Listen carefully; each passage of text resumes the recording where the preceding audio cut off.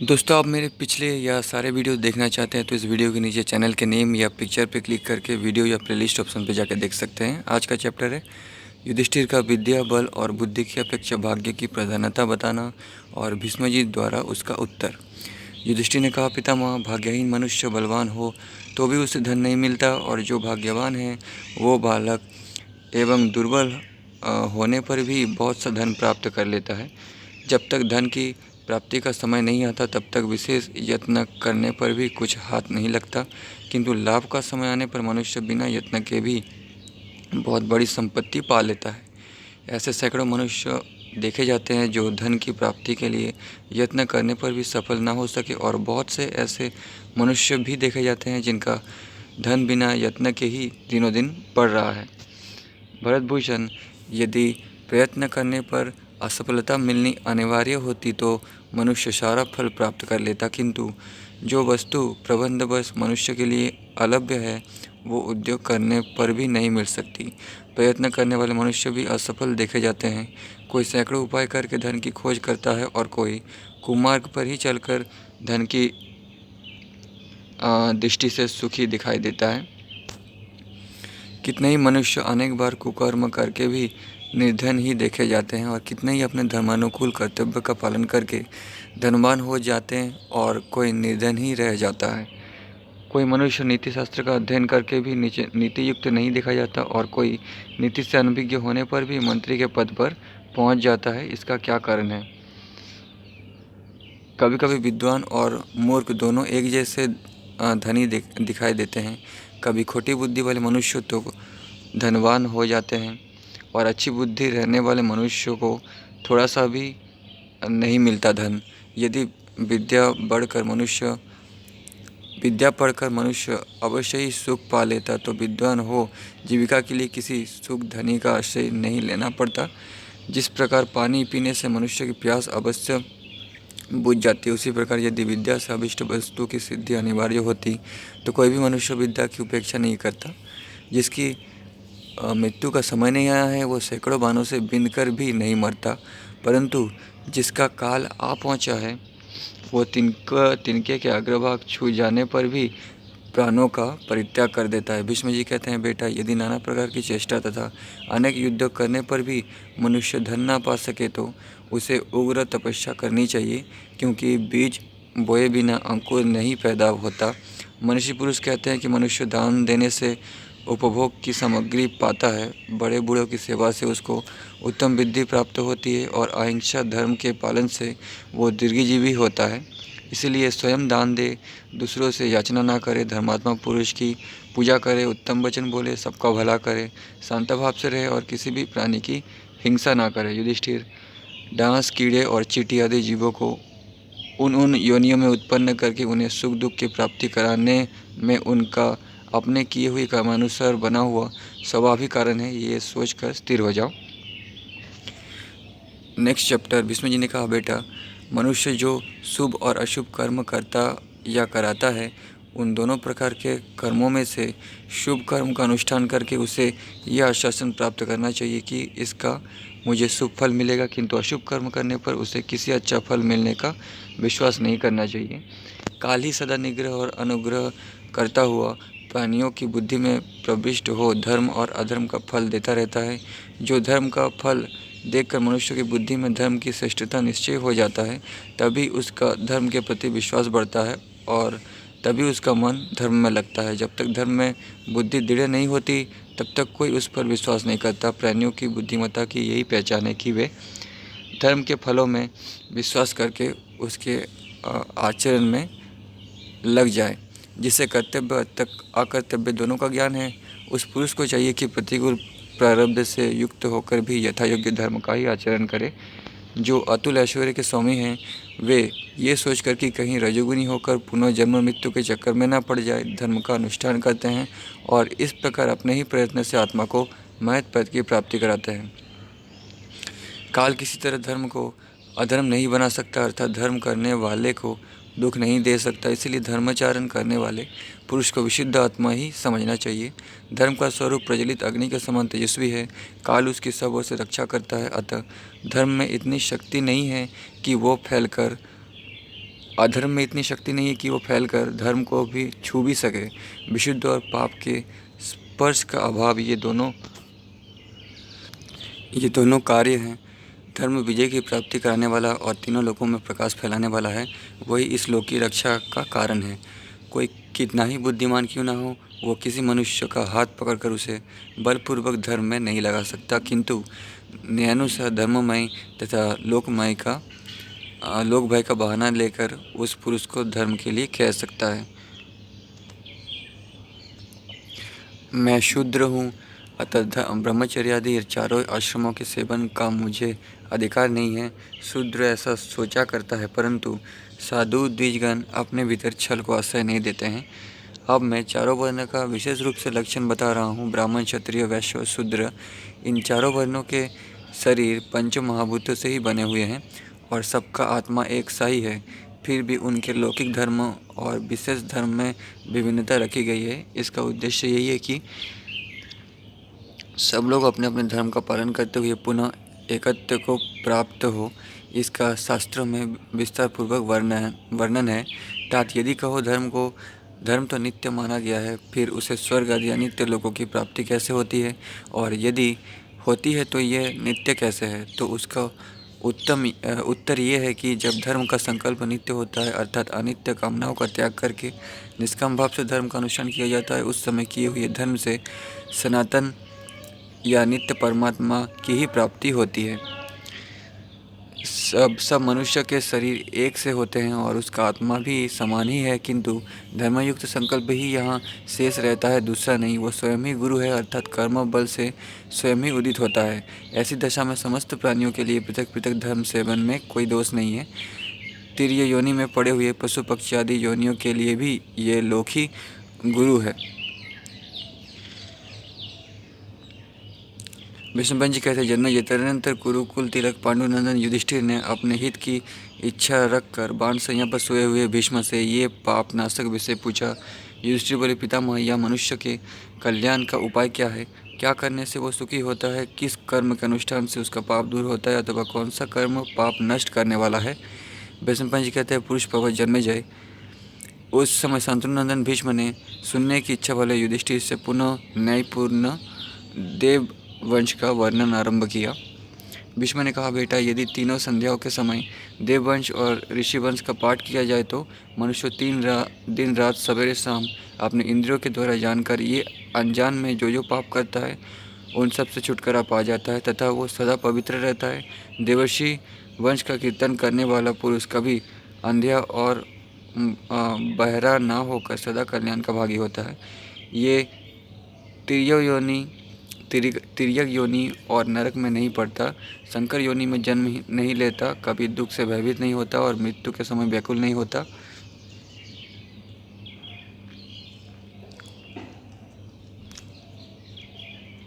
देवता और ऋषि आदि वंश की नाम वाली इस प्रकार सर्वभूत संस्कृत देवासुर गुरु अचिंत्य अनिर्देश्य सबके प्राण स्वरूप और स्वयंभू जगदीश्वर पितामह भगवान ब्रह्मा जी, अपनी पत्नी सती सावित्री देवी, वेदों के उत्पत्ति स्थान जगतकर्मा भगवान नारायण, तीन नेत्रों वाले उमापति महादेव, देव सेनापति स्कंद यानी कार्तिकेय, विशाख, अग्नि, वायु, प्रकाश फैलाने वाले चंद्रमा और सूर्य, सचिवती इंद्र, यमराज, उनकी पत्नी धूम्रान्य, अपनी पत्नी गौरी के साथ वरुण, ऋषि सहित कुबेर, सौभ्य स्वभाव वाली देवी सुरभि, गो, महर्षि विश्वश्रवा, संकल्प सागर, गंगा आदि नदियाँ, मरुदगण, सप्तसिद्ध, बालखिल्य ऋषि, श्री कृष्ण दैपायन, व्यास, नारद, पर्वत, विश्वावसु, हाहा, हुहु, तुम्बरु, चित्रसेन, विख्यात देवदूत,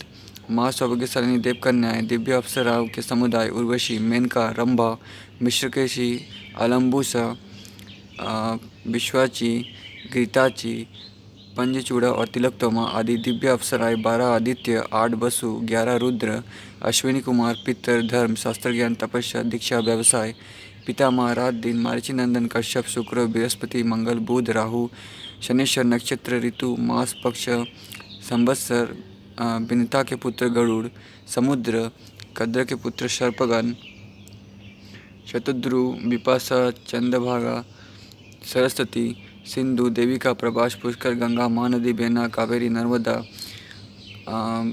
विशल्या, ताम्रा, कृष्णबेना, चक्षु, मंदाकिनी, प्रयाग, परनाशा, पूर्ण तीर्थ, कुरुक्षेत्र, उत्तम समुद्र, तपस्या, दान, पवित्र भूभाग, हरिद्वार यानी गंगाधर। ये सारे नदियों के नाम हैं। तीनों लोगों के विख्यात पवित्र एवं मंदिर नील, ये सदा हमारी रक्षा करे तथा जिनके नाम लिए गए हैं और जिनके नहीं लिए गए हैं वे संपूर्ण देवता हम लोगों की रक्षा करते रहें। जो मनुष्य उपयुक्त देवता आदि का कीर्तन, स्तवन और अभिनंदन करता है वो सब प्रकार के पाप और भय से मुक्त हो जाता है। देवताओं की स्तुति और अभिनंदन करने वाला पुरुष सब प्रकार के संकर पापों से छूट जाता है। देवताओं के अनंतर समस्त पापों से मुक्त करने वाले तपस्या में बढ़े चढ़े तपसिद्ध ब्रह्मर्षियों के प्रख्यात नाम बतलाता हूँ। यवक्रीब, रेभ्य, कक्षिबान, ओसीज, भृगु, अंगिरा, कव्य, प्रभावशाली, मेघातिथि और सर्वगुण संपन्न बरही, ये पूर्व दिशा में रहते हैं। उल्मुचु, प्रमुचु, महाभाग, सुमुचु, शक्तिशाली, स्वत्रिय, मित्र, वरुण के पुत्र, महाप्रतापी, अगस्त्य और प्रसिद्ध ऋषि श्रेय, दीर्घायु और उच्चबाहु, ये महान दक्षिण दिशा में निवास करते हैं। अब जो पश्चिम दिशा में रहकर सदा अद्वितीय रहते हैं उन ऋषियों के नाम सुनो।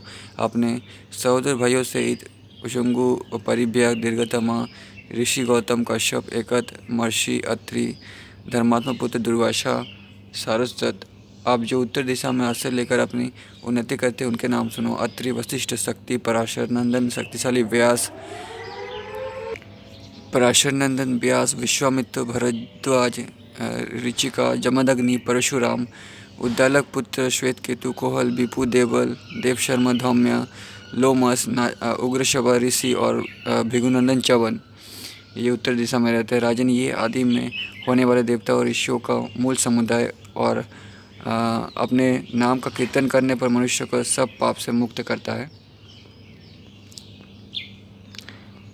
अब राजस्व के नाम सुनो। राजा भृगु, ययाति, नहुस, यदु, शक्तिशाली पुरु, धुंधुमा, दिलीप, प्रतापी, सागर, कुशाक्ष, यौवनाक्ष, चित्राक्ष, सत्यवान, दुष्यंत, चक्रवर्ती, राजा भरत, पवन, जनक, राजा दिष्टरथ, नरश्रेष्ठ, रघु, राजा दशरथ, राक्षस, हंता, वीरवर, श्री राम, शशबिंदु, भगीरथ, हरिश्चंद्र, मरुत, राजा हिड़रथ, मोहदर्य, अलक, पुरुरवा,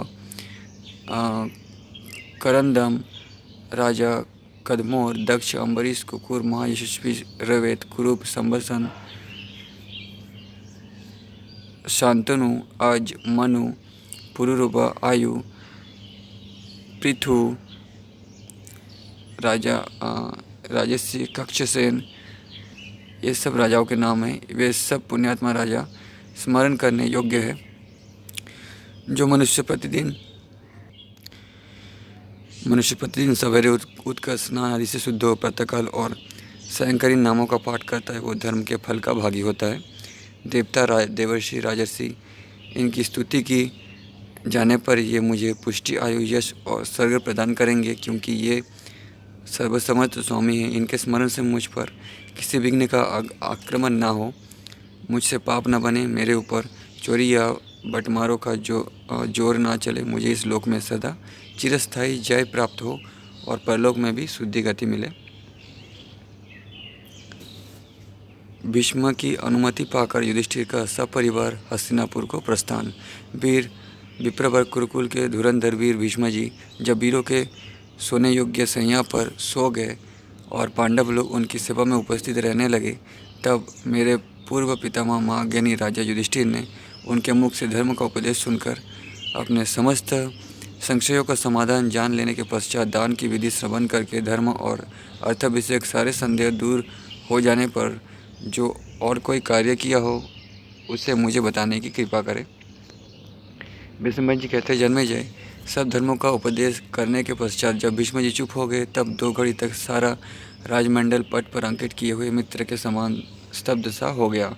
तब 2 घड़ी तक ध्यान करने के पश्चात सरस्वती नंदन, सत्यवती नंदन व्यास ने वहाँ सोए हुए गंगानंदन महाराज भीष्म से इस प्रकार कहा, राजन नरश्रेष्ठ, अब क्रूरा युधिष्ठिर शांत और संदेह रहित हो चुके हैं और अपना अनुसरण करने वाले समस्त भाइयों, राजा और बुद्धिमान श्री कृष्ण के साथ आपकी सेवा में बैठे हैं। अब आप इन्हें हस्तिनापुर में जाने की आज्ञा दीजिए। भगवान व्यास के ऐसा कहने पर पृथ्वीपाला गंगानंदन भीष्म ने मंत्रियों से राजा युधिष्ठिर को जाने की आज्ञा दी।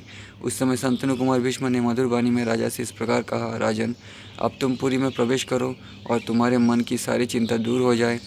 राजेंद्र, तुम राजा ययाति की भांति श्रद्धा, इंद्रिय संयम पूर्वक बहुत से अन्न और पर्याप्त दक्षिणाओं से युक्त भांति भांति के यज्ञों का यजन करो। पाठ क्षत्रिय धर्म में तत्पर रहकर देवताओं और पितरों को तृप्त करो। तुम अवश्य कल्याण के भागी हो गया, अतः तुम्हारी मानसिक चिंता दूर हो जानी चाहिए। समस्त प्रजाओं को प्रसन्न रखो, मंत्री आदि प्रकृतियों के सांत्वना दो, सुहृदों का फल और सत्कारों द्वारा यथायोग्य सम्मान करते रहो। तात जैसे मंदिर के आसपास के फले हुए वृक्ष पर बहुत से पक्षी आकर बसेरे लेते हैं, उसी प्रकार तुम्हारे मित्र और हितैषी तुम्हारे आश्रय में रहकर जीवन निर्वाह करे। पृथ्वीनाथ, जब सूर्य नारायण दक्षिणायन में से निवृत्त हो उत्तरायण में आ जाए, उस समय तुम फिर हमारे पास आना। तब बहुत अच्छा कहकर कुंतीनंदन भीष्म पितामह को प्रणाम करके परिवार सहित हस्तिनापुर की ओर चल दिए। राजन, उन कुरुश्रेष्ठ युधिष्ठिर ने राजा युधिष्ठिर और पतिव्रता गांधारी देवी को आगे करके समस्त ऋषियों, भाइयों, श्री कृष्ण नगर और जनपद के लोगों और बड़े बड़े मंत्रियों के साथ हस्तिनापुर में प्रवेश किया। ये चित्र है। नेक्स्ट चैप्टर, भीष्म पितामह का देहत्याग करना, भीष्म पितामह का स्वर्ग में जाना। अब भीष्म पितामह मर जाएंगे अपनी इच्छा से।